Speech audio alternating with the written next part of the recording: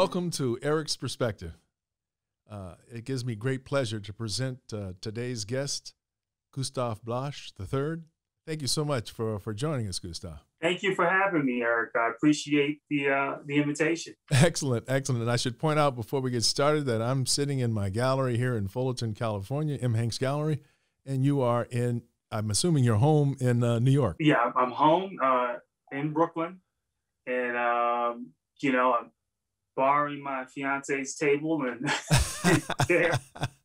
Excellent, excellent. Thank you. But thank you so much again for making this is the quietest room I could find. So.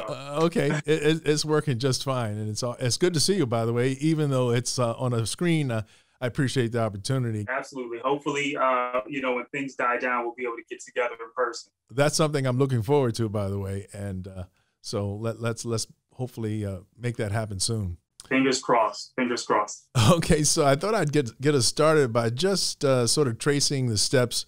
As I understand it, you were born in San Bernardino, California. So you're actually from the West Coast originally. I'm actually from the West Coast. I was born in San Bernardino a very long time ago. And well, we won't talk about that, right? Yeah, Myself included. We won't date ourselves.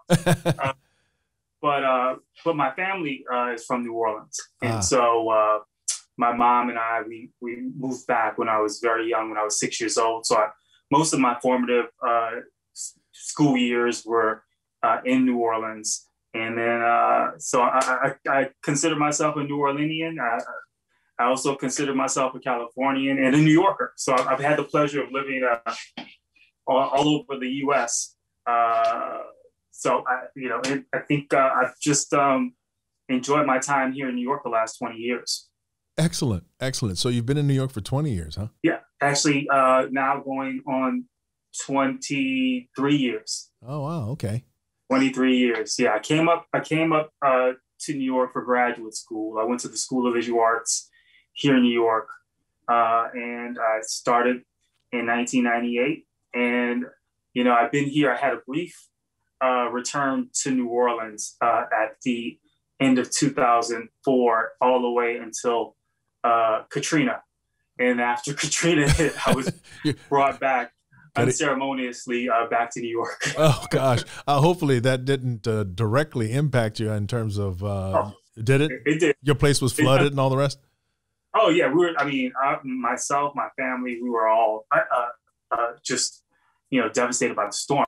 We were evacuated actually by my wife at the time and my daughter, who was only 6 months old. Oh, wow. We were evacuated when I actually got a call to return back to New York, because we hadn't come back to New Orleans to see what the damage had been. I see. We weren't allowed back into the city. Right. And so when I got the opportunity from an old sort of colleague and friend of mine to come back to New York and work at his studio, I said, well, we don't know what we're going to return to. We might as well just take this opportunity and go. And that's what we ended up doing. And after subsequently moving our stuff back from New Orleans into New York over the next several months time.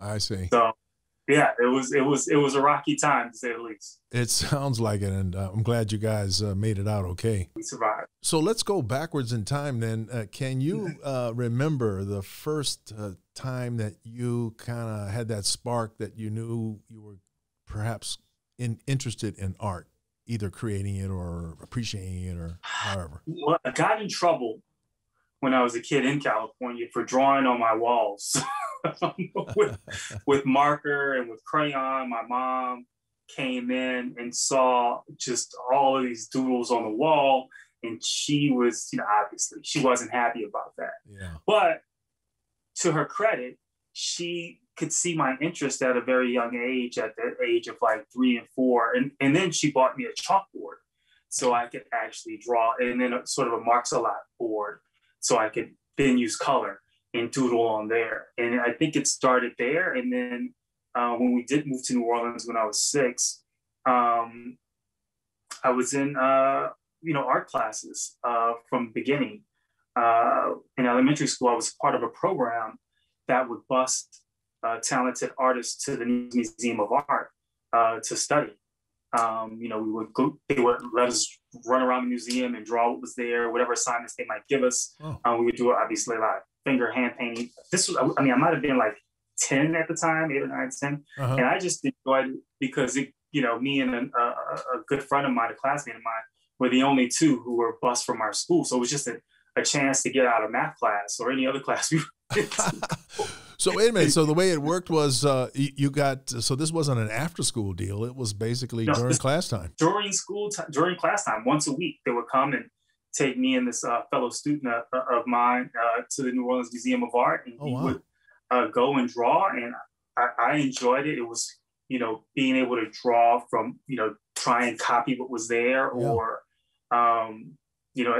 at that time I was setting up still lives in my house. So I would, instead of like drawing just maybe, at the time Archie comics or something like that out of the newspaper, I would draw some of that too. But I would put bowls and plates and knives at the dinner table and draw that.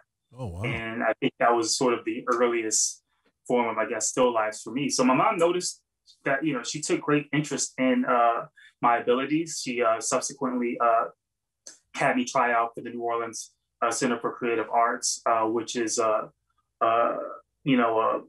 art program in high school that allows you to basically, you have your curriculum at your main high school for half a day, and then the second half you do all art related stuff, and it's almost like it's a college prep school. Wow. Basically, and you might know some of the people that graduated.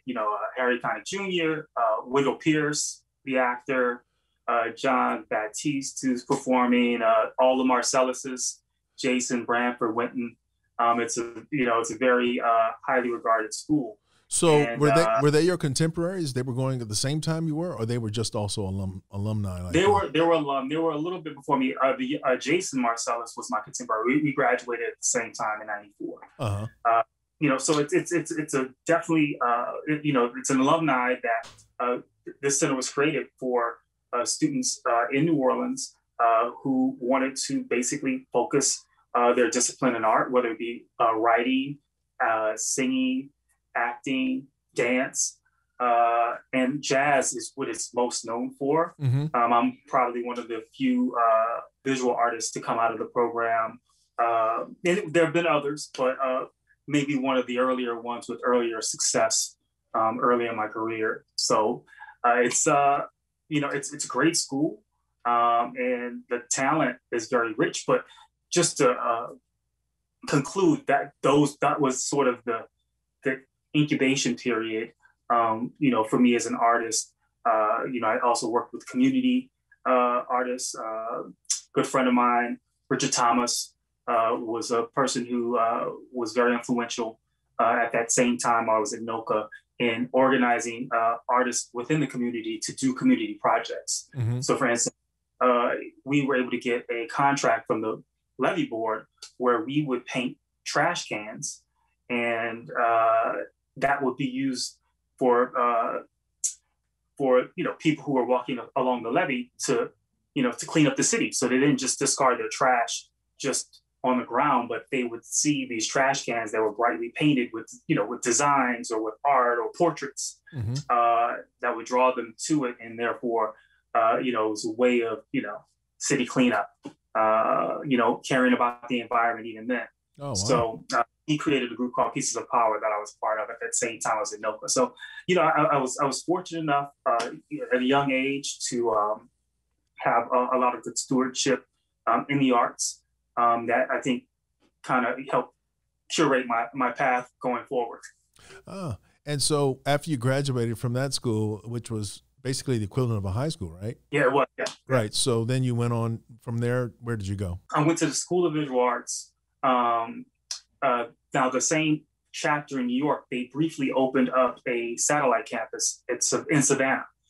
They wanted to recruit students from the South who might not have wanted to go up to New York at 18 years old or 19 years old. And they thought that, there was a fertile group of artists South that they thought that they could nurture in their program. And so I was a part of that inaugural class in '94. They felt that they wanted to take, sort of their best and brightest that they thought could sort of launch the school onto its path in recruitment. And so they picked only 30 of us, it was really 27 of us that started this Savannah chapter, but it didn't last because they ended up having to close due to, I guess, a lawsuit that they had with another school in Savannah called, I think, Savannah College of Art Design, SCAD. And, it's the equivalency of Burger King suing McDonald's for being next door. So it was like a turf competition almost. It was a turf war. And so subsequently they settled out of court, and after a couple years of litigation, and in the agreement, they were only allowed to graduate the inaugural class that started that school in '94. And so it was just, and then they had a subsequent class that they recruited before the lawsuit started. That was a year after. That subsequent class had to finish in New York. Our class, for those who decided to stay, we had our 4 years full in Savannah, and it was almost like a graduate school setting. It was only like 15 of us that graduated. Wow. We had instructors, the same professors, basically for the whole 4 years. So they knew all of our tendencies, our weaknesses, and it was very intense study. And so we were the first, I guess, for me, our student body was the first to start a college and finish it all at once. And that was it. And then after that, I went up to graduate school in New York, and the rest is history. Okay. So looking back on that college experience, do you think it was overall a good thing? I know it was just basically from start to finish, it was only 4 years, and then the whole thing, the school disappeared in Savannah. Absolutely. I think if you're an artist at that time, what you're usually craving is more one-on-one attention. Yeah. Right. That if I'm advising students and when they go to school, it's what is your teacher to student ratio? How much individual time do you think that you're going to get from your professors? Now if you're going in an art college or or school in general with the idea that you already know it all, then what would be the point in going? You're going there so you can get, I would think, high level and intense instruction. And for me, I never shied away from that. I embraced it. Now, it's not that I didn't try and challenge my professors. Now, I was on probation many a time. No kidding. So when you say challenge, what do you mean? Well, I think that, I was very confident as an artist. And if I felt some conviction about, the direction that I wanted my art to go in, I could be, disagreeable about maybe some of the instruction they might want to offer. So you were talking back to the instructor saying, what you're suggesting maybe not is not the way I want to go, kind of a thing. You know what? I think, for instance, it was usually a time-centered issue. So if I had an instructor and we had a thesis or some sort of project that was due, and we're expected to produce however many allotted works for that particular project.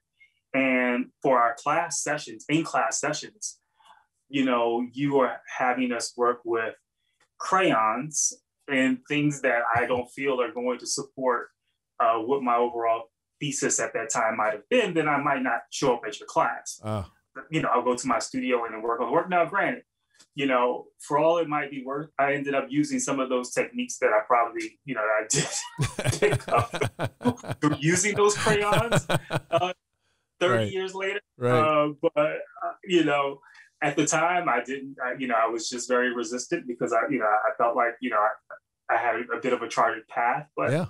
When you're in your early 20s and,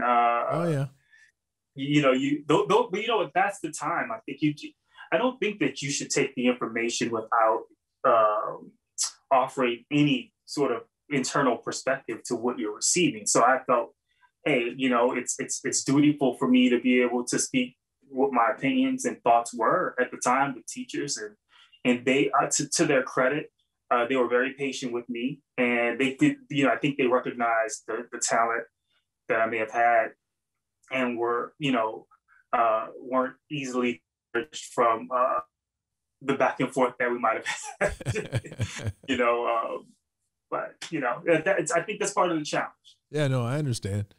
So outside of school, let's ask what would be what you would consider to be some major artistic influences on you, artists and styles and so forth? So I didn't go into school with the idea that I would come out the way that I ended up coming out. So I went in thinking I would just be a figurative painter.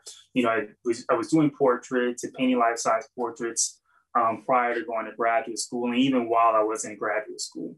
But then things took a turn when I was working on my thesis. I started working a lot smaller and moving through paintings a lot quicker. And I was bringing people in to pose, and then I started setting up environments for them to pose in. And then I decided to switch it up and maybe go into an environment and document what I was seeing, as opposed to creating an environment for me to document. So there was a bit of an evolution.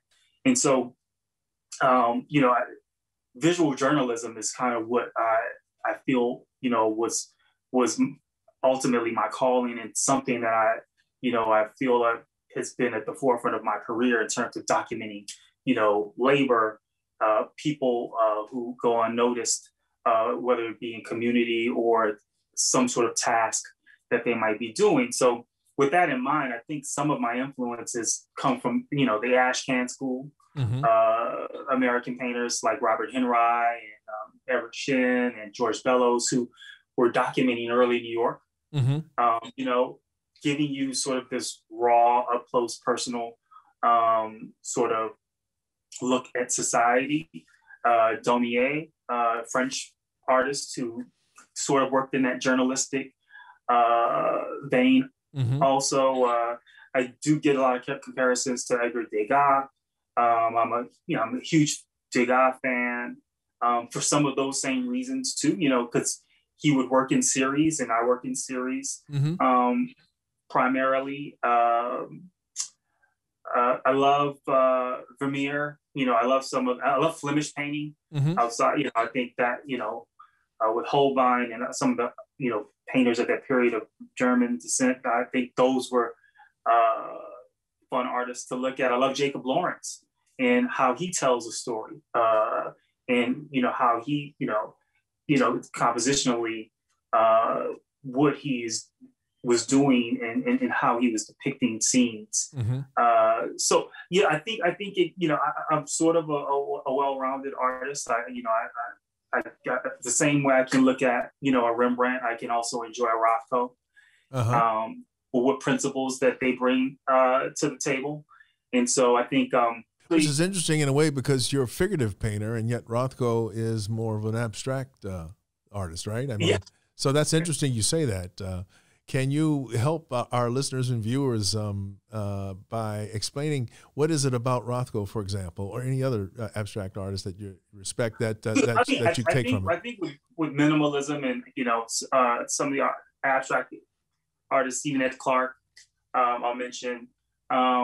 You know, I'm usually looking for vibration, and I'm also looking for, you know, within the minimalist work, what is the composition saying? What is it saying to me? And so I think when you're able to use sort of a non-figurative way of speaking to an audience to create some sort of vibration or some sort of feeling in a reduced way, you know, because you're stripping away form in some way, and you're able to then, I think, still get across the principles of line, texture, color, and composition.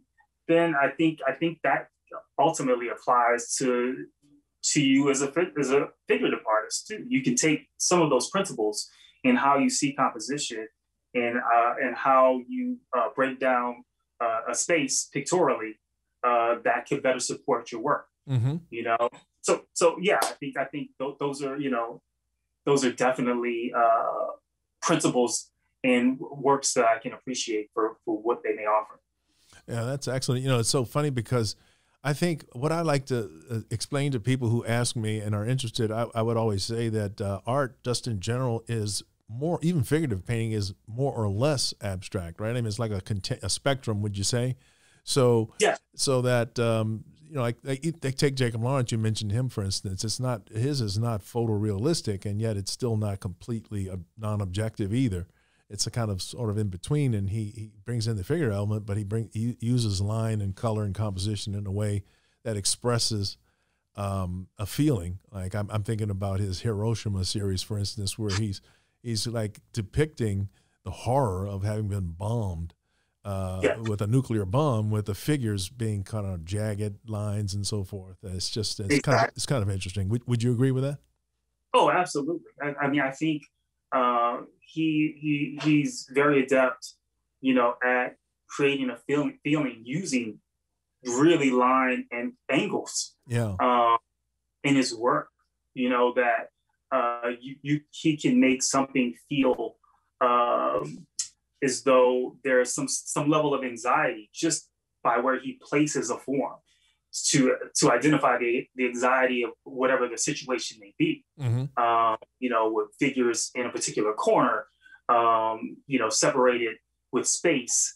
So it's just, he's just, very adept at communicating to his audience something that doesn't spell out the feeling, but creates the mood, and therefore the composition supports that feeling when you look at it. And right. I think that's what's genius about his work. But I think he was also just looking at form and looking at how even in graphic design, there were assignments that I was privy to where you would take typeface and you'd have to create some sort of emotion just using letters, and those letters were placed. So it gives you the sense of I had a roommate early on who was studying graphic design, so I could see the assignments that he was completing when I was in undergrad.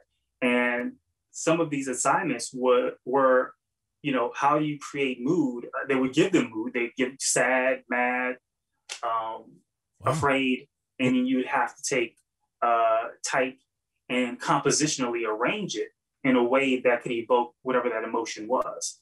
And so for me, I think when you're stripping things down to achieve sort of this sort of limited palette, say, of resource, that you're then having to become more resourceful in your thinking and placement of things to create whatever the narrative is supposed to be. Whether it be dictated to you, or if it's an assignment you're solving, or if it's an assignment proposed that you're trying to solve. Mm-hmm. So that's kind of, I think, to go back to, whether it be Roth or any other minimalist in that way. I think once you start reducing things, you want to change that sort of that liquid into a sauce, and then maybe as you continue to reduce it, you get to a more concentrated syrup. Yeah, that's a great analogy. I like that. So Gustave, going back to this visual journalism, can you identify when that sort of aha moment came around and you said, you know what, I think I'm going to pursue this track in my work, and tell us what that was? What was it that you were documenting? Okay, it was a challenge. So I had, coming out of graduate school, I was very fortunate enough to get picked up by an art dealer here in New York on the Upper East Side, and just through a chance meeting, and he really liked my work. And he was primarily a 19th century American and European dealer, and he dabbled every now and then into contemporary. And he thought I could fit the mold of what his gallery was representing. I was like maybe 22 or 3 at the time, and just with the body of work that I produced in graduate school, and he really liked it and started putting me in some group shows with some of the artists that he was selling at the time, so like Mary Cassatt, Degas, Renoir, others. Wow. And so it was for the first time being able to see myself in that environment. And at the time, though, those works were just people who I brought in to sit for me. I had this rule on not doing commissions. I didn't want to do commissions, but if you were a classmate of someone, I would bring you in and I would paint you from 2 to 4 hours. And then that was it. And, I was getting a lot of traction with these little small wood panels, mm-hmm. With that method of working. Now, you being a dealer yourself. You know if you have a good product from an artist, and you know in dealing with your patrons what they're expecting from that artist too. If you've started to, you know, they're working a certain vein, right? Yeah, right. So after the first year working with this dealer that I won't mention, you know, I wanted to expand. You know, in the middle of kind of doing these seated portraits, I started, like I said earlier, I would bring about environments. Then I started sitting people at a table, and I started putting flowers and vases next to them. And then I'm like, okay, well, maybe you should sit on a sofa, and I'm going to capture you in a room. Or, you know, maybe we'll put a screen up. And then through the process of this, I had two classmates come in, and I was like, what would it look like? I lived in a loft in Bushwick at the time, you know, like before Bushwick became like a safe, enjoyable hipster environment to live in. This was when, you know, after 12 o'clock, you don't want to be in front of the windows. And so I had a huge loft space. It was cheap. And I had these sort of 20-foot windows that, you know, it was a corner unit. And I was like, what would happen? I had curtains. I was like, what would be the process if people had to clean these curtains and not in an antiquated way, not using a washing machine, right? Like, let's go through this process. So we kind of went through this process, and, you know, so I kind of started getting the idea. They were giving me input as they were posing, and so I just started painting them for life, kind of going through this process, and that became the series, The Curtain Cleaners. And so I took two of these paintings and put them in a show that I ended up having, my first solo show with this dealer. And after the show, you know, I was like, you know what? I think I want to do more than two of these pictures. I think I want to investigate this more. And the dealer wasn't enthusiastic about it. He's like, listen, I'm selling these other portraits that you're doing. I don't want to rock the boat. Right. And I was like, you know, I really want to go this route. I don't, you know, I stopped doing commissions because I didn't want to be sort of the facial surgeon for clients who thought they looked different than what a painting would end up being, surgery for patrons, and that wasn't the life I wanted to live. You know? Right. So I wanted more autonomy over my career. Yeah. And so I wanted to pursue this. He didn't want me to pursue this really. And so I was like, all right, well, I think I'll pursue this somewhere else. And it just so happened at the time, a New Orleans gallery, Cole Pratt Gallery, was recruiting me of some sort through a mutual friend who was working at Sotheby's at the time, took a student trip down there. We brought some of her students there.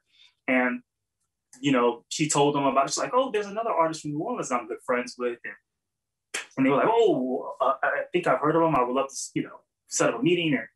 And so they were enthusiastic about me pursuing this curtain cleaner thing. I said, listen, I don't know how long this is going to take, but I just need to do it. And so it started from there. And then after the curtain cleaner series, I said, all right, I want to go into an environment, and instead of setting it up a controlled space, I want to go and do something, you know, that isn't controlled. And then the first series for that was called The Mop Makers, which was documented. You mean mop like you would use to clean a floor with? Exactly. Got it. I was looking for another antiquated process that I could document. You know, it's something about people working with their hands. I always had an affinity to. I thought that, you know, in some way, this is kind of the backbone of our society, right? So come to find out, I couldn't find any broom makers. It actually started off, I was looking for broom makers. I couldn't find any broom makers, you know, who were making them by hand in the United States. They were basically being manufactured in Mexico. And, you know, so I'm investigating, I'm calling around. They're like, oh no, this is either made in Mexico or, you know, it had, you know, maybe in China, but most of it was in Mexico. So I couldn't find anyone who was really making this stuff by hand. By chance, I was speaking with someone at the gallery who was the administrator of the gallery that I did the curtain cleaner show for. And, you know, I said, you know, I would really like to do my next show on documenting like brooms, how they're made. And she says, oh, well, you know what? She says, there's a facility here that makes them called the Lighthouse for the Blind. And I was like, wait, I said, no, I'm not trying to document people who make blinds. I want to document the people who make brooms. Right. I didn't put two and two together. She says, no, not blinds. They don't make blinds. They actually make mops and brooms from hand. And it's Lighthouse for the Blind. These people are seeing impaired. And I said, well, you got to be kidding me. This can't really exist. There's no way this happens. Yeah. She says, no, you should call them up and see. So I cold called them. I spoke to them. I told them what I was interested in doing. And then sent an email. I spoke with the vice president, and they wanted to talk to me about this. And luckily they were familiar with my artwork at the time, and they thought this would be fine. I just could not get in the way of any of the workers who were there.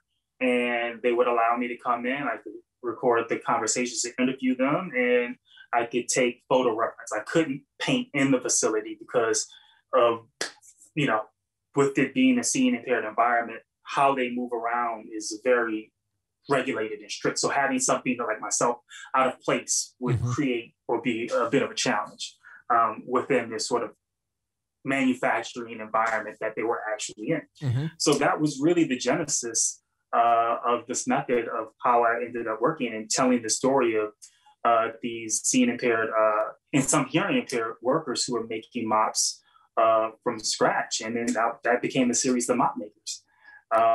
And come to find out, I was interviewing a lot of the employees. It was private. They were getting paid. They would, it wasn't, something that was government funded.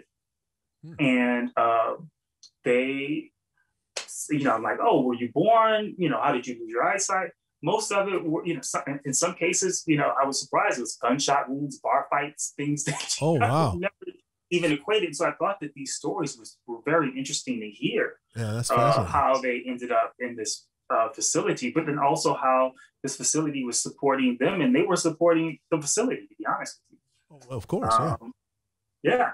So that's how visual journalism for me started in a very non-expected way.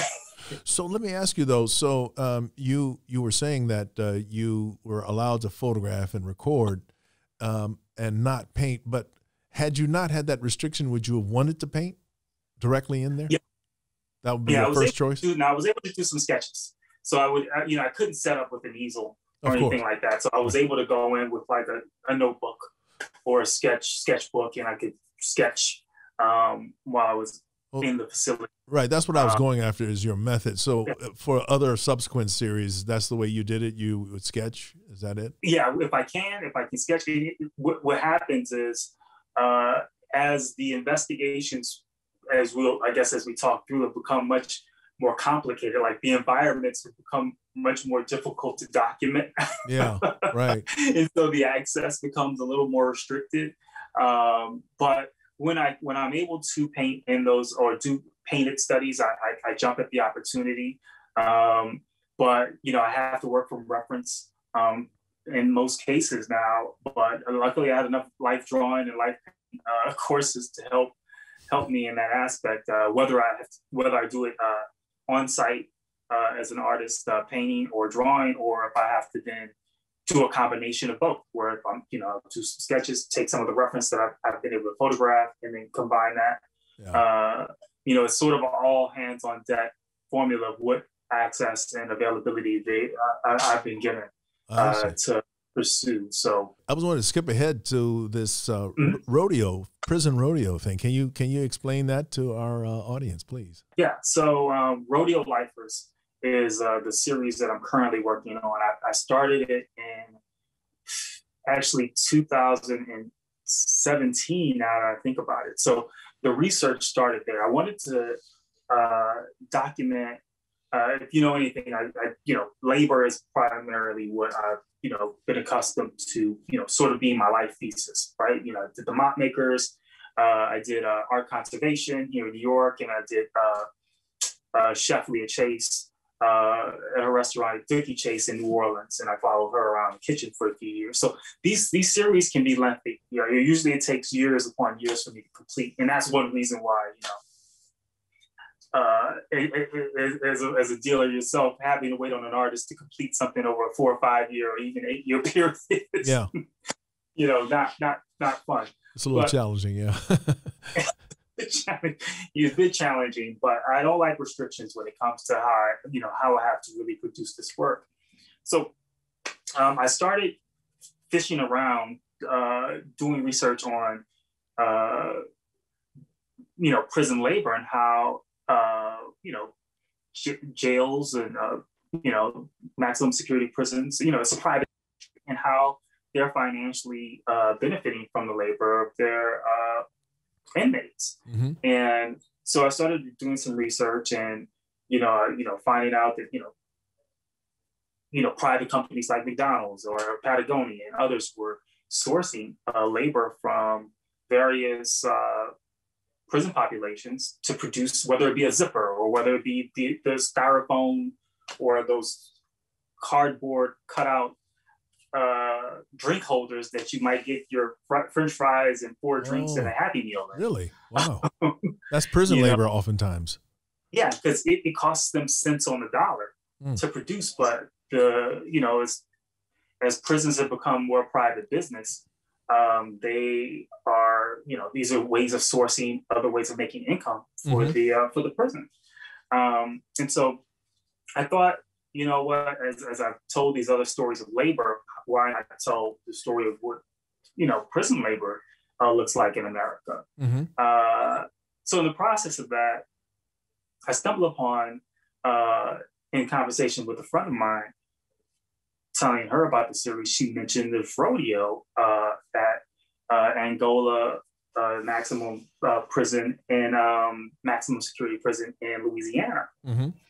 And I said, a rodeo? I said, there's a rodeo? This exists? She says, it's the last running rodeo in the United States for inmates. She says, this is huge. Like, people flock to this.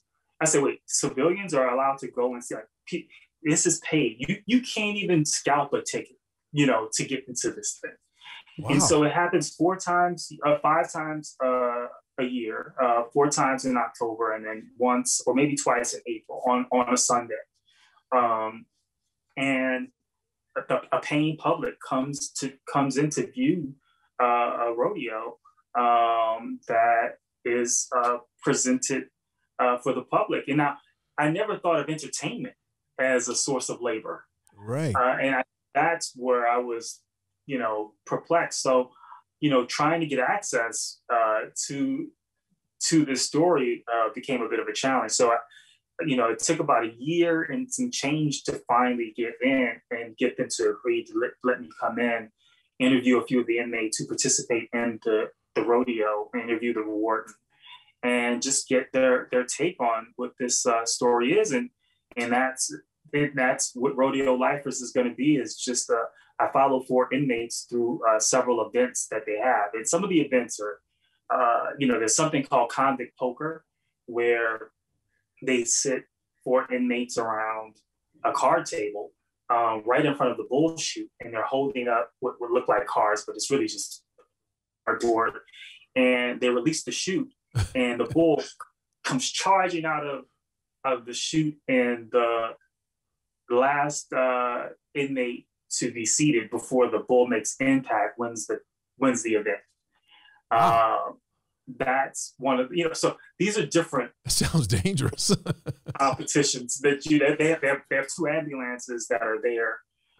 Wait, let me ask you this: you actually witnessed this event as it happened? Yeah, I witnessed it. This is going to be one of the paintings. Oh, wow. I'm actually working on it right now. Did one of the inmates get injured in that one particular incident that you witnessed? I mean, there's some limp off. Listen, the courage that it takes to stand in front of a 1-ton bull that's charging. Oh my God! Full speed. It's like getting hit by a Mack truck. I would imagine. Wow. But you know what?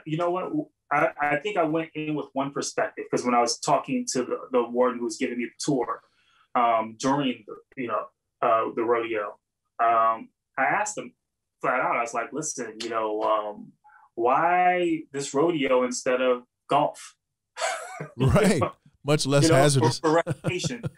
And, I think he says, listen, you talk to the inmates, they enjoy the rodeo. I said, well, we even like football, baseball. Why something that on the outside for most people will maybe think might be barbaric, could be exploitative. Right. But when I interviewed the inmates, they all look forward to this time with the rodeo. They see this as a challenge. I think, I can't speak as a person who is sitting in a cell for a prolonged period of time and what it must feel like to be out in that open space, and right. how I could have my point of view living in a comfortable 3-bedroom in Brooklyn. Yeah, right. What it might be in front of a bull, but those circumstances are different. And so they all were enthusiastic about the challenge, which definitely changed my perspective. Actually opened my perspective, I should say, on what was happening. But, it's complicated. I think that's one of the reasons I think this series is interesting, is because, these individuals who are participating in this, as I'm watching and as I'm documenting this, I'm actually sucked in and I'm cheering them on. Like, because for one, I want them to survive. Yeah. There's a few traditional competitions that they have, events, where they're just riding a horse or they're just riding a bull. But then there's another one that's called chariot race, where an inmate is, I guess there's a sled that is tied to a horse, and the inmate rides the sled to this rope that's extended, maybe 10 feet from the horse. And the horse goes around in one revolution around the arena. Now, the whole time, the inmate is holding a pitcher of water, which is dyed for each, so they can tally the scores. I see. So they'll have a green or a red dye water. It looks, to look like Kool-Aid, more or less. And so the inmate is dragged around the arena for one revolution by this horse, and there's a cowboy who's on top of the horse, who's not a part of the prison. These are union workers who actually work with the stable that's there. So the object is to see who spills the least amount of the water in one revolution. Yeah. Whoever has the most water left in the pitcher wins the event. So what do they get for winning of any of the events? I mean, outside of surviving, I think there was one competition called No Guts, No Glories, where they put a token on the forehead of the bull, and they let all the inmates in to the arena, and whoever can get the token off of the bull wins the prize. And I think the prize for that is $500, which is probably more than they'll probably make a whole year working and doing some of the other odd jobs that they may have there. I see. But it's a challenge nonetheless that and you have to become what they call as a trustee to even be in the rodeo, because you are the civilian population that is there. So you mean you as a prisoner have to become a trustee? Is that what you're saying? Yeah. You have to participate in the rodeo. That you have to have been on good behavior for so long without any incident. Right. Have a very clean record while you've been there to actually participate in the rodeo. And you were calling it Rodeo Lifers. Does that mean these people have life sentences that are participating? Yeah. So Angola, I think, is the prison with the most inmate population that is there for life. So 95% of the population at Angola is there for 25 years or more. They're in for life. Wow. Then you have a segment of 3% that is part of the recidivism program that go in, and they come out. They might have done something minor, or something that they can serve only a few years for, and then they can be released upon good behavior. And then you have around 2% that are on death row. So it has a reputation as being one of the most difficult prisons in the United States. So I think and also when I interviewed the inmates, I never wanted to find out what brought them into the circumstance that they were in. That wasn't, or how long they had been in, or I didn't want that to at least color what was going to be this series, because I didn't feel it was that important. But what I did want to find out is how many rodeos had they participated in. I think that gave you a sense of time. Some inmate, one of the inmates may have said, "Oh, this is my 27th, my 28th, or this is my 14th or my 30th," and that kind of gives you some sense of how many rodeos they may have participated in over a period of time. Do you know how long this program has been in existence, the rodeo program there? I think this was something that originally, from what I understand, this was something that the prison guards used to do for fun. That there was this was part of the prison guard system to entertain the warden. This was at the turn of the century. This is around 1920s, 30s when this was actually happening, where this was the actual prison guards were doing a rodeo, and this was entertainment for the warden. Then one of the inmates in the 50s, who was a former professional rodeo participant, helped start this, and he thought this would be something for inmates to participate in, and thought it would be fun, and it took off in the good old South without any hiccups. So, well, my last question, I guess, is what percentage of these inmates are Black in the rodeo and also in the prison? Do you know roughly? From my experience, because the prison population, is tilted to around 70+% African American. I think the rodeo is at the same level. The same level. Oh, okay. So I don't think there's any discrimination among the participants. One of the individuals that I do follow, he's a white who was part of the four. Mm-hmm. So I wanted the story. I can't tell you personally what the ratio of those inmates who were in for life that were Black versus those who were not. No, I understand. So I can't give you that breakdown. No, I was just curious, just in general, anyway, not to drill down too deep, but it's definitely a challenging series. I think I want to be accurate to what I'm seeing, and I don't want to. My job, I always feel in these situations is to tell a story as cut and dry as possible. I think one of the reasons I was given access was because of the style of story that I do tell. I think they felt comfortable that I didn't have some political slant in coming into this story. And I think I can have my own beliefs system as it may apply, but I think in telling the story, I think it's I think all the information is there for you to see. Well, see, that's the thing. I think you're being true to the term journalist in terms of the title of the whole series. A journalist is just telling you the facts, basically, and leaving it up to the person who's listening or viewing to arrive at their own sort of opinions and conclusions. But you're just laying it out there for us. Is that a fair statement? Exactly. I'm just reporting in some way, just a reporter, and not offering opinion.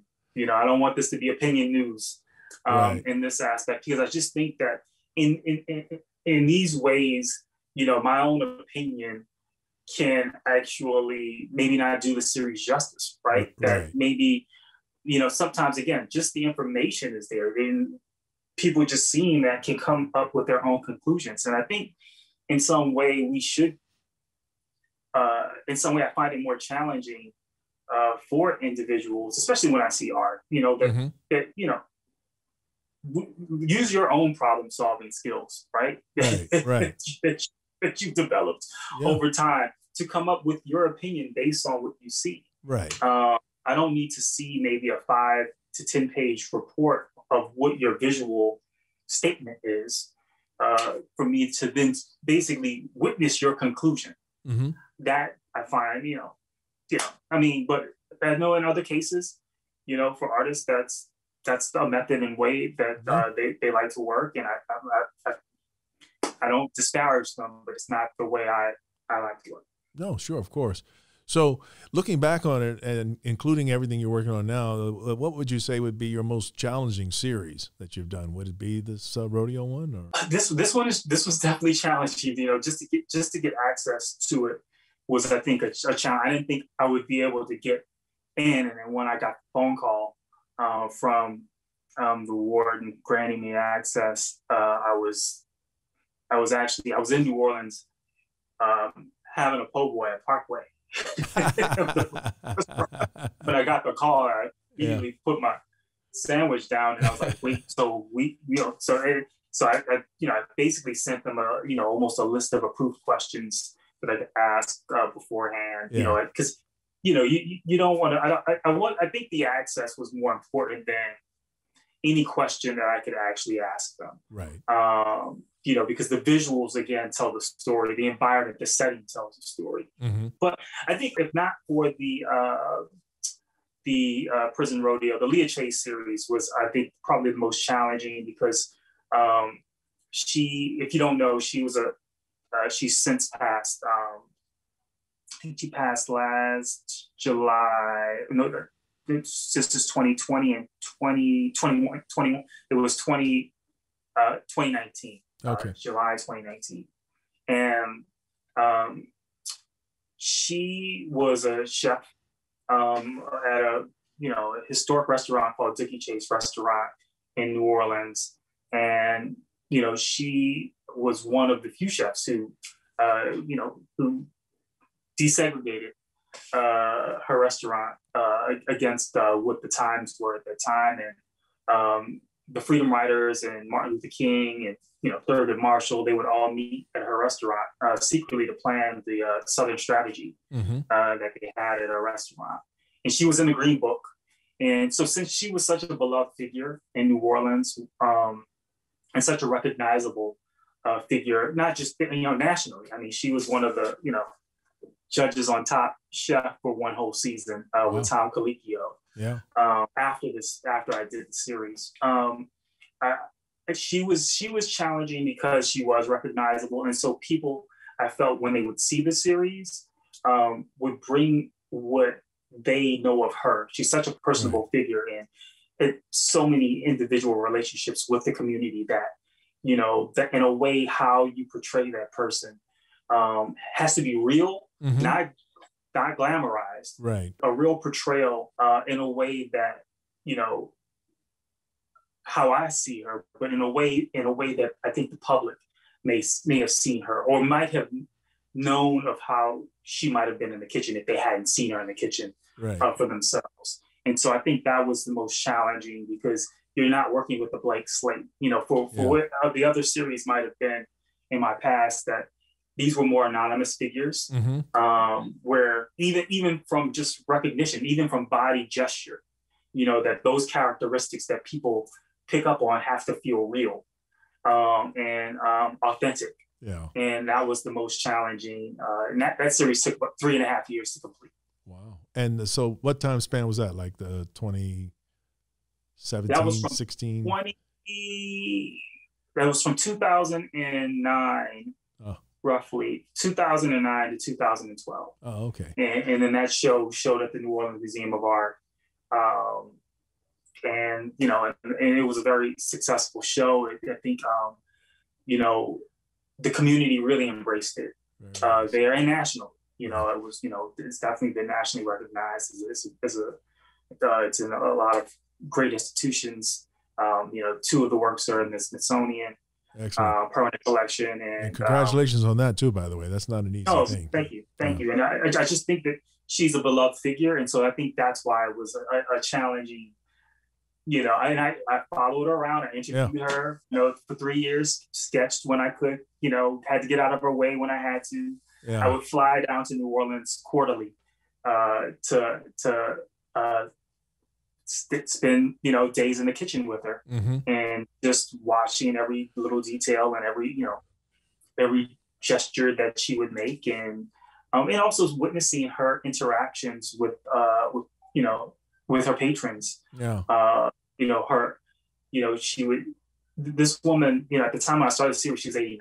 And when I concluded it, she was 92. And, you know, you watch her in the series actually age. You know, you see this happen, and the grueling day, you know, you get there, she wants you to be at there 7:30 in the morning. She's there at 7:30. She finishes at 4 o'clock. And she's doing all of her own prep work for the most part at that time. Definitely, she was doing all of her prep work. Subsequently, as she, you know, she moved on in years, she had to enlist more help from her staff. By the way, you know, I don't know if you saw it or not, but there is on PBS, there was a thing about her. I just saw it the other night. It was obviously recorded while she was still alive, but it was really nice to see. It kind of gave you a little bit of insight. You would have seen me in it. Yeah, right, exactly. So. But real quick, I just wanted to shine a spotlight though on you actually. So there's is this the right way to put it? Like a grant program that bears your name. You're supporting artists and so forth. Can you just tell us quickly? We're running a little bit close on time, but if you could just tell us quickly what that's all about. I want everybody to know. With the School of Visual Arts in New York, my alma mater, along with Louisiana Endowment for Humanities, and we created the Gustave Blache III Art Scholarship, which is a way of getting artists from Louisiana to New York to study art at one of the premier colleges.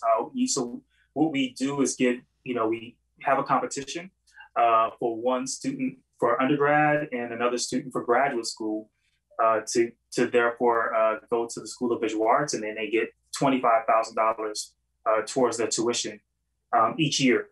So they're in the program. How would an artist go about seeking this tuition help? Well, normally you would go to Louisiana Endowment for Humanities. They have all the information there for the Gustave Blache Art Scholarship. We had to suspend it this year, obviously, because of the pandemic. Right, unfortunately. So we're hoping to bring it back for at the end of this year, for 2021, so people can apply this fall.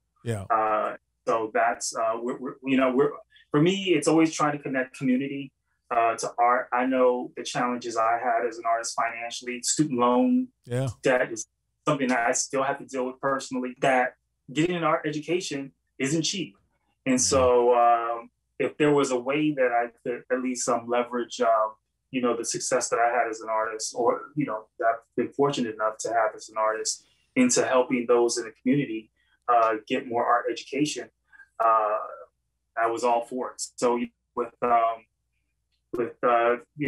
president of SVA and we worked out a good formula for getting these kids up. And so far we've had 4 students, and they have promising careers, and hopefully moving forward and can do some of the same work. And also, Mass MoCA has also helped because the graduate student that graduates will get artist in residency for a few weeks there. That's fantastic. So, that's really great. I love that about you as a person and as an artist, helping out, reaching back and helping out, and being community spirited. Do you have a website you'd like to let everybody know where they can maybe check out your work? Do you have your own website? You can always follow me on Instagram. I'll post artwork there at Gustave Blache, at Gustave Blache. And Facebook is the same. I think it's Gustave Blache III. Yep. And on Twitter, you can add me at Gustave Blache also. So those are good ways. And my website is just same thing as www.gustaveblache .com. Fantastic. Well, Gustave, thank you so much for taking the time to talk with us today and sharing your perspective. I just want to close by saying thank you so much, and wishing you nothing but all the success. And we definitely going to have to get together once this pandemic subsides to the point where we can see each other in person. That'd be great. Absolutely, absolutely. This was a pleasure. I enjoyed it. Oh, thank you, thank you. And everybody, I want to thank you for tuning in, and don't forget to subscribe to Eric's Perspective. Thank you.